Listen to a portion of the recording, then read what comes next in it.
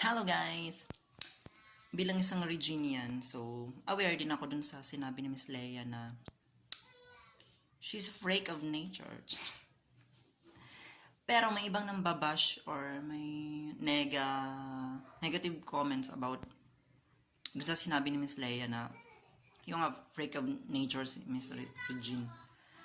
Pero kung iisipin nyo naman talaga yung kahulugan ng sinabi niya, parang puri naman niya, pinupuri niya.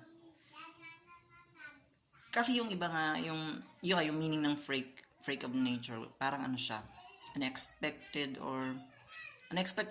event or situation. Kumbaga, parang disaster, ganun. Kung sa negative, yun, meaning. Pero kung sa pagpupuri sa isang tao, pwede namang sabihin din yun. Kumbaga, parang bihira o pambihira yung galing ni Miss Reg. Kasi nga dun sa F5, tama ba yan? Yung nanonong bata na kinanta sa The Voice Kids.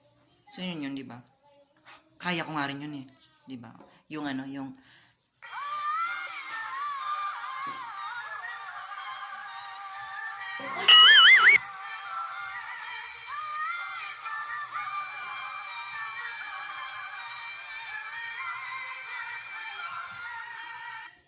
di ba?